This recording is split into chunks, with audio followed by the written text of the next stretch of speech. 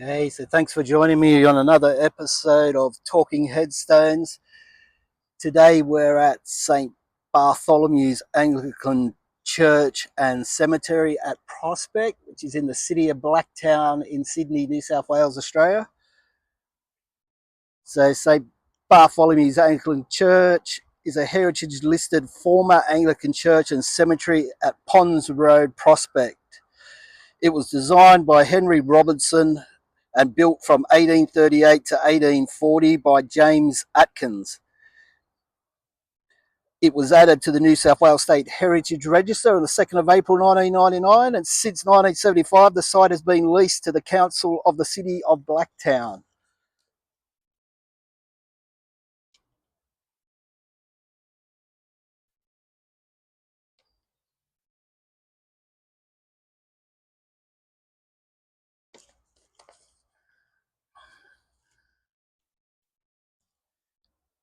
So Prospect Hill is Sydney's largest body of igneous rock, lies centrally in the Cumberland Plains and dominates the landscape of the area. Very early after settlement on the 26th of April 1788, an exploration party heading west led by Governor Phillip climbed Prospect Hill. An account by Phillip states that the exploration party saw Prospect Hill for the first time since we landed from Carmarthen Hills, the Blue Mountains, as likewise the hills to the southward. Phillip's Bellevue Prospect Hill acquired considerable significance for the new settlers. Prospect Hill provided a point from which distance could be meaningfully calculated and became a major reference point for our early explorers.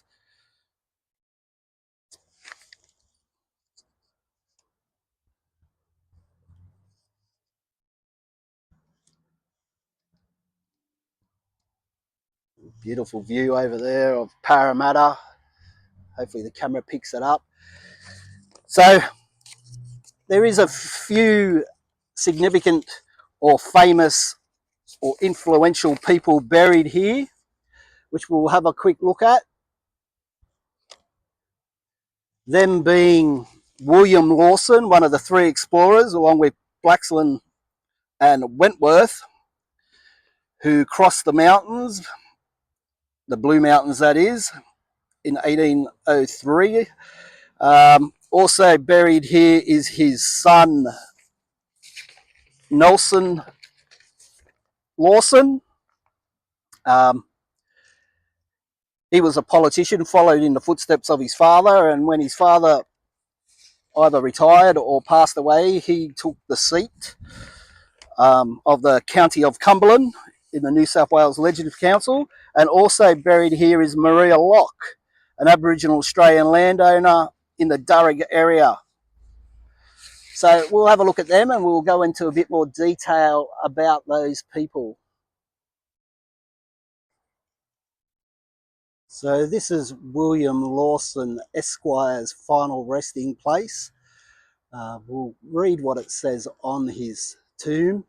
Sacred to the memory of William Lawson Esquire of Veta or Prospect, who depart this life June the 16th, 1850, aged 76 years. Also Sarah, his wife, who departed this life July the 12th, 1850, aged 47 years. Also John Hugh, their eldest son, who departed this life November the 4th, I think that says 1850. I think he was aged 47. And there is also William, their second son, who departed this life February the 2nd, 1861, aged 56 years and 6 months. And also William Isley, eldest son of William and Caroline Lawson, who departed this life February the 1st, 1865, aged 31 years and 7 months. So that's William Lawson's grave site. We'll just come around. You can see on the side there's more stuff written there. Hopefully we can see. Thomas James Lawson there, Caroline Lawson. So William Lawson, he was born in Finchley, Middlesex, England, to John Lawson and his second wife, Hannah Summers, on the 2nd of June, 1744. His father owned a successful chandler business and was descendant of a Scottish Lawson family of Canmure House in the Pentland Hills of Edinburgh, Scotland. He was an officer in the Rum Corps, and shortly after arriving in Sydney, he was posted to the work at the penal colony of Norfolk Island under Major Joseph Foveaux. At this time, a planned insurgency of Irish convicts and soldiers on the island was discovered, on Foveaux hanging 2 alleged ringleaders without trial and punishing others with 500 lashes.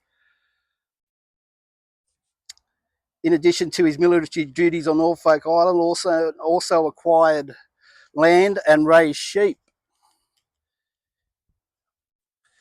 So that's a bit about William Lawson. He also he fell foul of when Governor Macquarie came out to take over the governorship, and he was sent back home to England, but then returned to with Blaxland, Gregory Blaxland and Charles Wentworth. He returned, and they, along with some convicts and Aboriginals, crossed the Blue Mountains, and in doing so, they were given some land out on the plains, and I believe that William Lawson was given land out in the Bathurst area where he had sheep. So that's William Lawson. We'll go on and move on to the next, which will be Maria Lock. Here's a beautiful looking tombstone here. I love the wrought iron fencing around these. Doesn't actually have anything written on it. Maybe it's fallen down. We got something here. In memory of Andrew, second son of GWS M.H. Lawson, died 15th of January 1891, aged 19. Also Charles William Lawson. So that's more of the Lawson family here. So I'll bring you back when we get to Maria Lock's grave.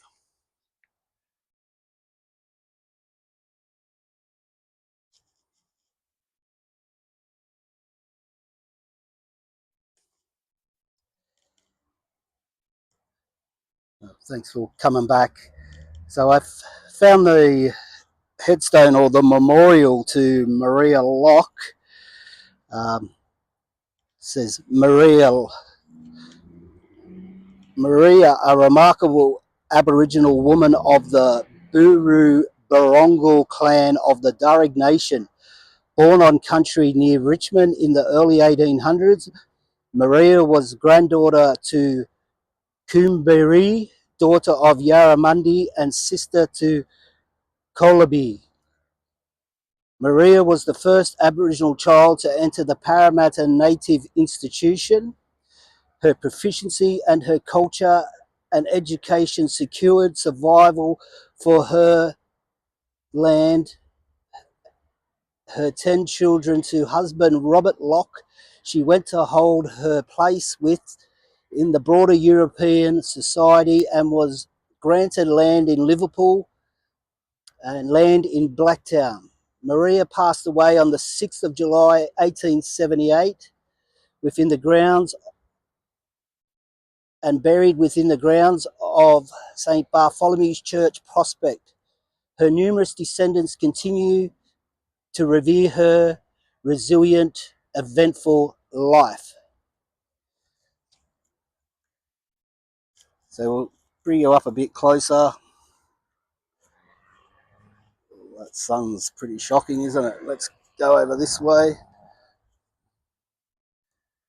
So early life, she was born at the Richmond Bottoms by the Hawkesbury River to the Yarramundi, the chief of the Richmond tribes.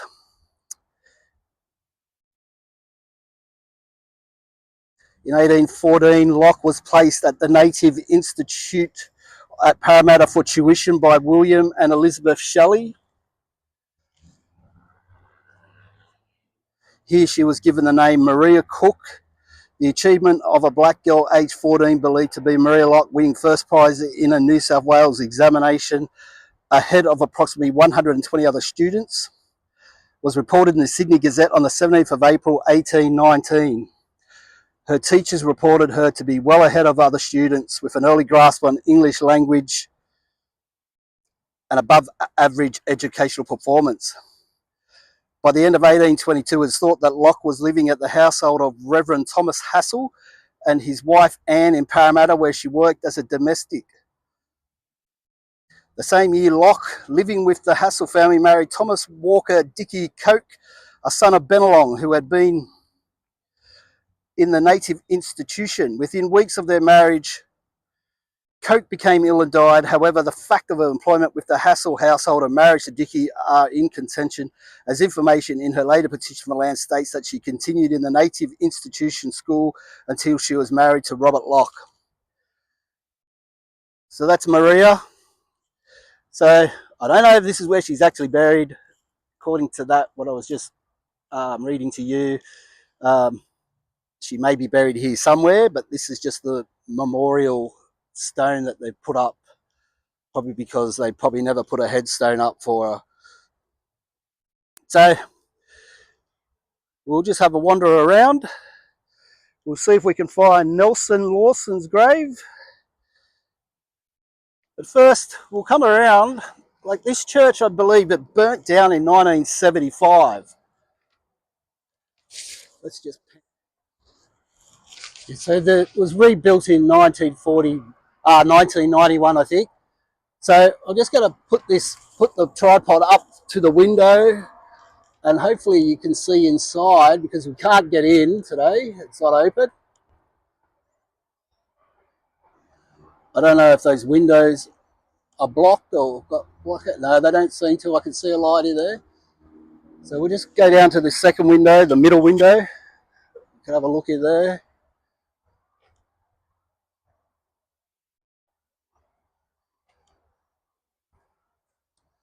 Hopefully you can see something. So a lot of the early settlers are buried here. We'll just have a quick look at this one. We have Michael Carroll, who died December 25th, 1866, I think, age 45. And I'm thinking it'd be his wife, to the memory of Elizabeth Carroll, who died November 12th, I think, 1855, aged 89. And also Michael Pete Carroll, who died August 17th, 1852, aged 2 years and 2 months. Poor little boy. So there are a lot of the early settlers here. So just have a look at some of these while we look for William Lawson's son Nelson. Over the back there on the horizon, that's Parramatta. Down to my right there is the M4, and over to the left there is the Great Western Highway.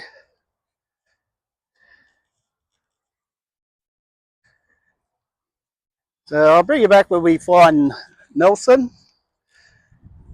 And I do believe they stopped interments here for about 30, 40 years or so, but they are reopening it. So you can buy a plot here if you want to be buried here. So I'll bring you back when we find Nelson. Okay, so I've had a look around. I can't seem to find Nelson Simmons Lawson's grave, but I'm going to assume that he's probably buried in either the one on the left or with his father over there on the right, William, because these are the two family vaults. So Nelson Simmons Lawson, he was born at sea on the Lady Nelson, the son of William and Sarah Ledbetter, His first wife was Honiera Mary Dickinson, whom he married on the 7th of January 1836, whom he had 6 children. His second wife was Sarah Ann Kirk. In August 1848, he was elected one of 2 members of the County of Cumberland, the New South Wales Legislative Council, succeeding his father. Lawson died near Prospect in 1849, aged 42. So we can just assume that he is, I don't like to assume, I like to have fact, but we will just assume that this is where he is buried with his wife.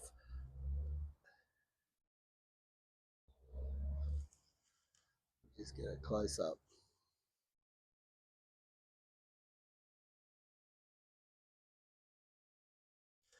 So there are plenty of other graves and probably many other stories I could tell about the people who are buried here, but I just wanted to pretty much see William Lawson's grave because I live in Blacksland, so up in the Blue Mountains, so we know a lot of, or we hear all the stories about the 3 explorers, and this is the first time I've ever been to this cemetery. So just to pay my respects to him and all the other pioneers and early settlers who forged a living and a life out of this harsh land back in the early 1800s. So pretty much thanks for joining me. Hope this has been interesting and a bit informative for you. Hopefully this camera isn't making too much noise as I swing it around. So as you can see, it does extend way down to the bottom there. So thanks for joining me, and I'll see you on the next episode of Talking Headstones.